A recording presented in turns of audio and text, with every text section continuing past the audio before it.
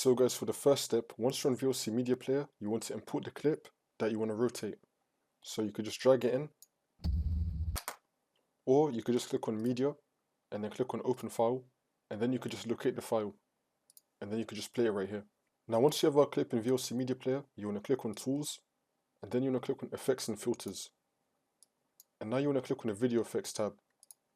Now once you're on this, we're going to click on the Geometry tab, and then you can click on Transform, and you can rotate the video by 90 degrees, 180 degrees, 270 degrees, or you can flip horizontally or vertically. But if you want to rotate your video and the option is not here, then you want to untick Transform, and then you want to tick Rotate. You can now rotate it to any angle that you like. So now if you click on Save, it will then save the video as the rotated video that you just made. Now once you do that, we're going to click on Media on the top left, and then we're going to click on Convert, Save. And now you want to click on Add, and now you want to find the video that you just converted.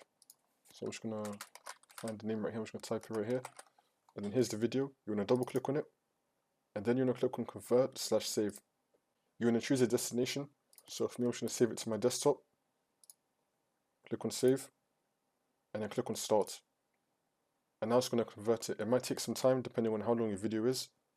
So now that's been done for me, I have it saved on my desktop. I'm just going to open it up now. And as you can see, it's been converted. So that's how you do it. If you want to make it so that all the videos that you now open up are going to be rotated, then you want to click on Tools, and then click on Preferences. And then under Show Settings, you want to select All. Now once you're on this, we're going to scroll down, and then under Stream Output, you want to click on South Stream. You want to expand it, and then you want to scroll down again, and then select Transcode.